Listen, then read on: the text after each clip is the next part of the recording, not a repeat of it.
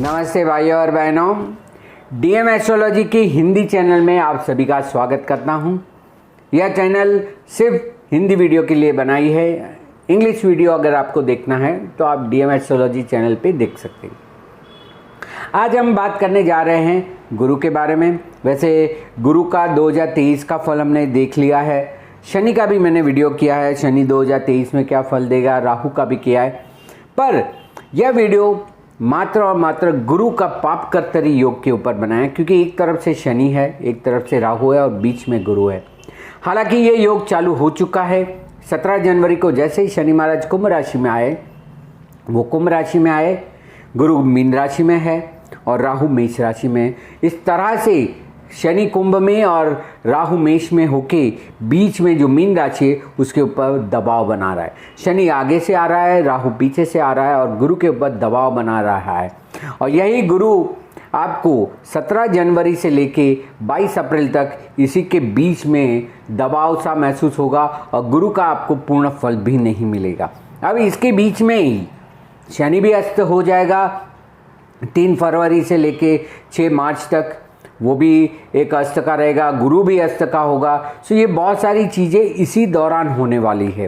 तो इसका क्या फल होगा ये जानने के लिए हमने ये वीडियो बनाया है। आप ज़रूर इसको सुने, दूसरों को भी सुनाएं और अपने जीवन में इसका किस तरह से आप उपयोग कर सकते वो लेते हैं। अब देखिए, गुरु का मुख्य कार्य तो हम सब जानते हैं कि आर्थिक व्यवहार पे, धन, आर्थिक व्यवहार, संपत्ति, संबंध, सबसे बड़ा होता है संबंध, सामाजिक कार्य, संतान, लग्न जीवन, भाग्य, धर्म, ये सारी चीज़ें इसमें जुड़ती है। गुरु के दबाव पे आने पे देखिए, पाप कर्तरी योग का मतलब ये होता है कि दोनों बाजू पाप ग्रह होने की वजह से यह शुभ ग्रह अपना शुभ फल नहीं दे पाएगा, चाहते हुए भी ये अपना अच्छा फल नहीं दे पाएगा। अब किन किन चीज़ों पे इसकी असर होगी पहले ये जान लेते हैं, इसके बाद जानते हैं हर एक राशियों के लिए, हर एक लग्न के लिए इसका क्या प्रभाव होने वाला है। सबसे पहले तो ये आर्थिक चीज़ों पे दबाव डालेगा। इसलिए जिन जिन लोगों का जो आर्थिक व्यवहार है, जो पेमेंट लेना होता है, जिनको देना होता है, लेना होता है, ऐसा जो आर्थिक व्यवहार होता है वो कहीं ना कहीं इस दौरान धीमा हो जाएगा, थोड़ा स्लो हो जाएगा और इस वजह से लोगों को आर्थिक कठिनाइयाँ इस समय पे आ सकती हैं। जो लोग आर्थिक उन्नति चाहते हैं, फाइनेंशियल ग्रोथ जिसे हम कहते हैं, आर्थिक उन्नति चाहते हैं, जैसे हर एक कंपनी का हर क्वार्टर का रिपोर्ट आता है कि उन्होंने कितना प्रॉफिट बनाया, Q1, Q2, Q2, Q3 और Q4। अब ये Q4 को अफेक्ट कर रहा है क्योंकि जनवरी 17 से लेके अप्रैल तक ये रहने वाला है। इसी दौरान बजट भी आएगा। बजट में भी आर्थिक इस तरह से प्रावधान होंगे जिस वजह से लोगों को थोड़ी आर्थिक कठिनाइयाँ होगी। जो आपको आर्थिक विकास दिख रहा है या आर्थिक जो आपने आयोजन किए वो भी कहीं ना कहीं धीमे धीमे चलते हुए आपको लगेंगे। सामाजिक स्तर पे इसकी बहुत बड़ी असर होगी क्योंकि व्यवहार में, सामाजिक तौर पे, ये संबंधों में भी, अब ये संबंध आपके आर्थिक भी हो सकते हैं और व्यवहारिक भी, पर्सनल भी हो सकते हैं। तो संबंधों में भी यहाँ पे आपको कोई दिक्कतें दिखेगी। बच्चों के बारे में अगर आप चिंतित हैं तो भी आपके लिए यह समय थोड़ा कष्टदायक होगा। किनको होगा वो तो हम देखेंगे ही। तो बच्चों के बारे में अगर आप चिंतित हैं तो इस दौरान आपको थोड़ी विशेष चिंताएं हो सकती है और थोड़ा दबाव बन सकता है। जो लोग वैसे ही अगर कर्ज के ऊपर है, लोन ली हुई, तो ये लोन का पेमेंट करने के लिए भी थोड़ी दिक्कत आ सकती है। ब्याज जो होता है, ब्याज का दर बढ़ सकता है, उस वजह से आपको थोड़ी आर्थिक कठिनाई आ सकती है, पैसा देने में आपको तकलीफ आ सकती है। तो यह भी एक आपके लिए है। जो कर्ज आपने लिया हुआ है उसमें और बढ़ोतरी हो सकती है क्योंकि आपको आर्थिक व्यवहार संभालने, तो हो सके तो कर्ज ना ले और ले तो उसका तुरंत, जैसे ही ये योग समाप्त होता है, तुरंत पेमेंट करने का कोशिश करें। थोड़ा आर्थिक सूखापन लगेगा जिसको हम ड्राइनेस कहते हैं, कि लोगों के पास वैसा होने के बावजूद भी लोग या तो व्यवहार नहीं करेंगे, अपने पास लगा के रखेंगे, बोलेंगे ये कहीं ना कहीं काम आएगा, रुक के रखते, पैसा अभी मार्केट में नहीं डालते, क्योंकि कहीं ना कहीं उनका माइंडसेट, जिसको हम मेंटालिटी कहते हैं या तो सेंटिमेंटल कहते हैं, वो भी दिखेगा हमें असर करता हुआ। फाइनेंशियल इंस्टीट्यूट जिसे हम बैंकिंग कहते हैं या NDFC कहते हैं, इस तरह की जो लोन देते हैं, बैंकिंग व्यवहार करते हैं, कर्ज देते हैं, आपको ब्याज देते हैं आपकी एफडी वगैरह पे, वो जो फाइनेंशियल इंस्टीट्यूट है वो भी शायद नए कोई रूल बना दे, उस वजह से भी थोड़ी आर्थिक परेशानी आए। कोई ना कोई शायद आपका पारिवारिक या तो फैमिली लॉ में भी परिवर्तन का इस समय पे पूरी गुंजाइश है। धार्मिक तौर पे, क्योंकि ये गुरु धार्मिक तौर पे भी करता है, तो धार्मिक तौर पे भी कुछ धर्मों में कुछ नियम के बदलाव आ सकते हैं और जो लोगों को पालने होंगे, मतलब कि उसके लिए कोई उनके लिए ऑप्शन नहीं होगा। आर्थिक तौर पे वैश्विक थोड़ी दबाव आ सकता है, डिप्रेशन आ सकता है या मंदी आ सकती है, जिसे हम वर्ल्ड इकोनॉमी कहते हैं। सो इसे वर्ल्ड इकोनॉमी में भी कुछ बड़ा बदलाव आ सकता है, थोड़ी आर्थिक व्यवहारों में फ़र्क आएगा। अब देखिए, जो भी हमारा आर्थिक व्यवहार है, वैश्विक जो हमारा आर्थिक व्यवहार है दुनिया से हमारा है, वो डॉलर पे। तो ऐसा हो सकता है कि डॉलर के मुताबिक आपका जो करेंसी है वो थोड़ी कमज़ोर हो जाए, ताकि आपको उसका ज़्यादा भुगतान करना पड़ेगा। सो जो कोई भी एक्सपोर्ट इंपोर्ट से जुड़े हुए लोग हैं उनको भी इस समय पे थोड़ा कम मुनाफा होगा या उनके ऊपर थोड़ा ज़्यादा दबाव आ सकता है, तो ये भी इनके लिए है। शेयर मार्केट, क्योंकि सबसे ज़्यादा जो है वो हमारा शेयर मार्केट का इंडेक्स हमें बताता है तेजी है, मंदी है, आर्थिक व्यवहार कैसे चले। तो यहाँ पे तेजी मंदी का, खास करके मंदी का दबाव भी आ सकता है। लोग अपने पैसे छोड़ ले, अपने पास रिजर्व में रख दे, ये भी एक समय पे हो सकता है। बैंक लोन जो है, बैंक जो लोन प्रोवाइड करती है उसका ब्याज दर बढ़ा सकती है, आपको एफडी का ब्याज दर कम हो सकता है। तो जिनका फिक्स डिपॉजिट के ऊपर घर चलता है उसके इंटरेस्ट पे, उनको थोड़ी तकलीफ आ सकती है, और जिनका लोन है, जिन्होंने घर लोन पे लिया, उनको भी इस समय पे दिक्कत आ सकती है। एक तरह का डिप्रेशन जैसा रहेगा इकोनॉमी में, एक डिप्रेशन जैसा रहेगा आर्थिक चीज़ों में, जिसे हम कहते हैं कि आर्थिक व्यवहार में, अर्थशास्त्र में थोड़ा सा दबाव आएगा। वर्ल्ड वाइड कुछ ना कुछ आर्थिक आयोजन बदलाव के आसार दिख रहे हैं। लोगों के पास जो खरीदी का एक पावर होता है, जिसे हम परचेसिंग पावर कहते हैं, वो थोड़ा कम हो जाएगा। लोग थोड़ी ज़रूरत के ऊपर ही खर्च करेंगे, बिना फिजूल का खर्च नहीं करेंगे। तो जिनका उस तरह का व्यापार है उनको भी थोड़ा असर है, जैसे टूरिज़्म है, होटल है, ये सारी इंडस्ट्री को भी थोड़ा आर्थिक व्यवहार में तकलीफ आएगी। कीमतें बढ़ सकती है, चीज़ों की जो कीमतें होती है, जिसको जो भाव कहते, मोल कहते, तो चीज़ों की जो कीमत है उसमें भी बढ़ोतरी हो सकती है। या तो टैक्स बढ़ सकता है, या तो व्यापारी अपना ब्याज का दर है वो आपके ऊपर डाल सकता है, या कोई टैक्स का प्रावधान ऐसा हो जाए। और जो कोई बच्चों की प्लानिंग कर रहे हैं उनको भी संभालना है इस समय दरम्यान, क्योंकि अपेक्षित रिजल्ट ना मिले, थोड़ा विलम्ब भी हो सकता है।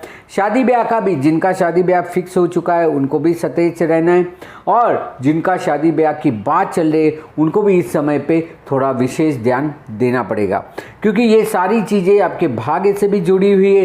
तो भाग्य में भी जो कोई भी आप बदलाव चाहते हैं, विदेश भ्रमण चाहते हैं, धार्मिक आयोजन करना चाहते हैं, इस सभी में देखकर काम करिए। और आपकी राशि क्या कहती है, आपके वहाँ ये ग्रह का योग कहाँ बनना है, उस हिसाब से करिए। तो यह तो था एक पूर्ण गुरु का फल जो हमने देखा, कहाँ कहाँ ये इसकी विपरीत असर, प्रतिकूल असर आ सकती है। अब हम देखते हैं हर एक राशियों के लिए किन के लिए ये अच्छा है, किन के लिए अच्छा नहीं है, किन को इस समय पे विशेष ध्यान रखना है और क्या फ़र्क पड़ेगा। बात करते हैं राशि मेष राशि से। अब यह आपको राशि से भी देख सकते हैं, आपकी चंद्र की राशि से भी, या आप अपने लग्न राशि से भी देख सकते हैं। दोनों के हिसाब से इसका असर हो सकता है। अब देखिए, राहु आपका मेष में है, गुरु मीन राशि में और शनि कुंभ राशि में। आपकी राशि के हिसाब से ये किन 3 भावों को असर करते हैं, उस हिसाब से हम भावफल करेंगे। पहले बात करते हैं मेष राशि वालों के लिए, तो उनको लग्न में ही राहु है, 12वें भाव में गुरु और 11वें भाव में शनि है। तो इनको आर्थिक व्यवहार में सावचेत रखना चाहिए, क्योंकि लग्न में बैठा हुआ राहु थोड़ा जल्दबाजी करा सकता है। आर्थिक चीज़ों में थोड़ी जल्दबाजी करना नुकसानदायक होता है, और गुरु 12वें भाव में बैठा है। और जो इच्छित लाभ है, क्योंकि 11वां भाव इच्छित लाभ का होता है, वहाँ शनि बैठा है, वो विलंब से कर देगा। सो आपको इस समय पे आपके आर्थिक आयोजन पे थोड़ा बहुत ज़्यादा ध्यान रखना है, या बजट बना के करना है, एक साथ बड़ा सा रिस्क नहीं लेना है। वही बात करें वृषभ राशि वालों के लिए, तो इनके लिए राहु 12वें भाव में है, गुरु 11वें भाव में है और शनि 10वें भाव में। शनि योग कारक होकर 10वें भाव में काफ़ी अच्छा है। गुरु अपनी ही राशि में 11वें भाव में, मात्र राहु 12वें भाव में है, इसलिए इसका अच्छा फल नहीं होता है। बाकी आपको आपके कार्य में, लाभ में ज़्यादा चिंतित होने की ज़रूरत नहीं है। बात करें मिथुन राशि वालों के लिए, तो मिथुन राशि के लिए राहु 11वें भाव में बहुत अच्छा फल देता है, गुरु 10वें भाव में बहुत अच्छा फल देता है और शनि भाग्य स्थान में वो भी अच्छा फल है। तो मिथुन राशि वालों के लिए यह कोई कष्टदायक समय नहीं है। आप नया कार्य करना चाहते हैं, कर लीजिए, आपको लाभ होगा, आपको कोई नुकसान या तकलीफ नहीं दिख रही। वही कर्क राशि वाले के लिए बात करें तो उनको तो वैसे भी अष्टम शनि है, वो अशुभ होता है। 9वें भाव में गुरु है, वो थोड़ा बहुत अच्छा है, पर 10वें भाव में राहु भी है। सो 10वें भाव भी आपका राहु ने बिगाड़ा हुआ है और 9वें भाव में गुरु होने के बावजूद, भाग्येश होने के बावजूद भी आप कार्य में ज़्यादा प्रगति नहीं कर पाएंगे। शनि जो अष्टम शनि होता है वो भी अच्छा नहीं होता है, शारीरिक कष्ट दे सकता है, इसलिए आपको सावचेत रहना है।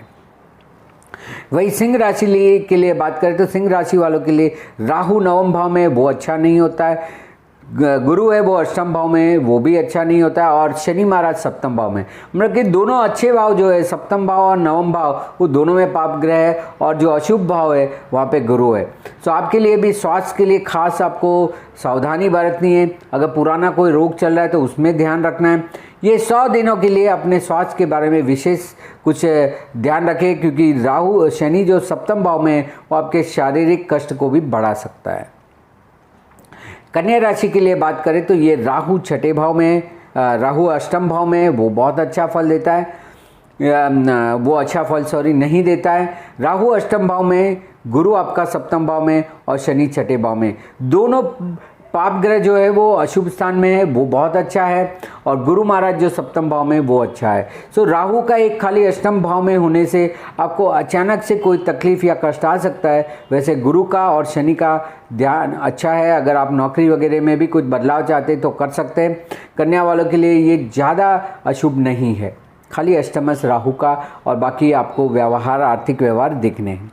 तुला राशि के लिए बात करें तो राहु 7वें भाव में है, गुरु 6ठे भाव में और शनि 5वें भाव में। यहाँ पे भी दोनों शुभ भाव, 7वें भाव और 5वें भाव आपके अशुभ हो गए, अशुभ ग्रह बैठ गए और गुरु महाराज 6ठे भाव में चले गए। नौकरी वगैरह बदलाव करना है, कोई कर्ज लेना है या तो कोर्ट कचहरी वगैरह के मामले हैं तो थोड़े रुके रहिए, अभी जल्दबाजी न करें, क्योंकि 5वें भाव में शनि है, वो भी थोड़ा विलंब से फल देगा और 7वें भाव में राहु और आपकी खुद की राशि में केतु बैठे हुए, जो आपको कहीं ना कहीं गलत इंडिकेशन दे सकते हैं, आप गलत हो सकते हैं। वृश्चिक राशि के लिए बात करें तो राहु 6ठे भाव में अच्छा फल देता है, गुरु 5वें भाव में, वो भी अच्छा फल देता है और शनि है वो 4th भाव में। शनि 4th भाव में खाली विलंब करेगा सुख में।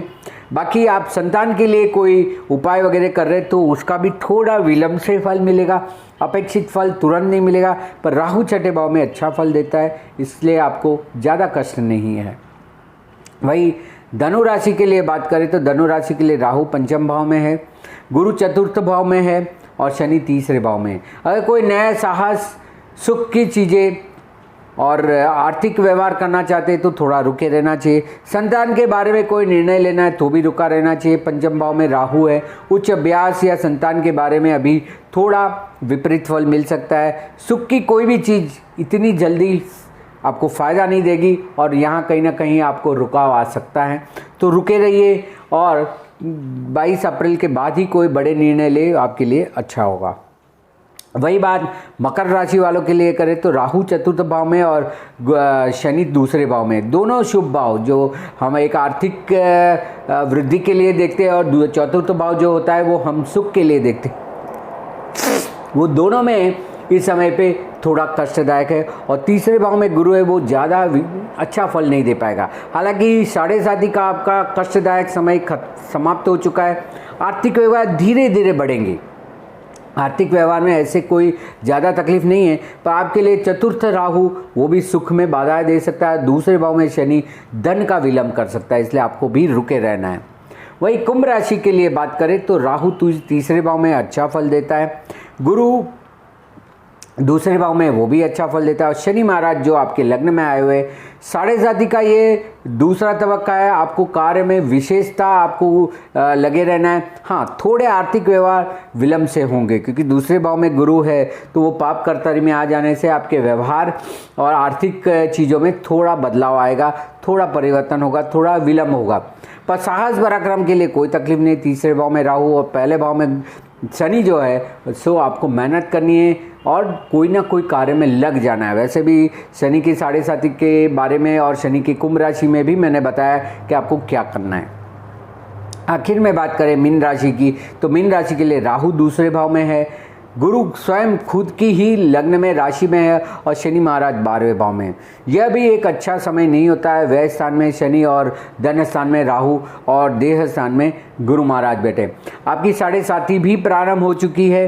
तो आपको अपने बारे में खास करके आर्थिक चीज़ों में, संबंध में, बोलने में विशेष ध्यान रखना है। और यह खर्च का समय है क्योंकि शनि 12वें भाव में नया बंधन भी दे सकता है, तो आपके लिए भी ये थोड़ा कष्टदायक समय। हालांकि लग्न में गुरु, लग्नेशों के गुरु, चंद्र के साथ गुरु अगर मीन राशि है तो एक अच्छा फल रहता है। पर आप अपने लिए जो करना चाहते हैं, स्वास्थ्य के लिए कुछ करना चाहते तो रुके रहिए। वैसे भी साढ़े साथी प्रारंभ हो चुकी है, तो अपने आप को कोई ना कोई कार्य में लगा दीजिए। थोड़ा शारीरिक कष्ट होगा, पर आपके लिए दूसरे भाव में राहु थोड़ा धन में विलंब दे सकता है, धन में, आर्थिक व्यवहारों में या तो रिलेशन में कष्ट दे सकता है। तो यह था एक सामान्य हर एक राशि के लिए क्या क्या फल दे सकता है, क्या मिल सकता है उसका फल। तो इसी तरह की जानकारी के लिए आप मेरे चैनल से जुड़े रहिए, डीएम एस्ट्रोलॉजी से और हिंदी से। और अगर इंग्लिश वीडियो देखना है तो डीएम एस्ट्रोलॉजी मुख्य मेरी चैनल है, उसमें है। मार्गदर्शन के लिए, कंसल्टेशन के लिए यहाँ पे दिए हुए व्हाट्सएप नंबर पे आप मुझे संपर्क कर सकते हैं। और अधिक जानकारी के लिए और विशेष आर्टिकल के लिए आप मुझे संपर्क कर सकते हैं। मेरे फेसबुक में या इंस्टाग्राम में मुझे फॉलो कर सकते हैं, डीएम एस्ट्रोलॉजी या धर्मेश मेहता पे। आशा रखता हूँ, उम्मीद रखता हूँ आपको यह वीडियो ज़रूर पसंद आएगा। इसको लाइक करें, शेयर करें और चैनल डीएम एस्ट्रोलॉजी हिंदी को सब्सक्राइब जरूर करें और बेल आइकॉन दबाइए ताकि आपको नए नए वीडियो की जानकारी मिलती रहे। धन्यवाद, नमस्कार।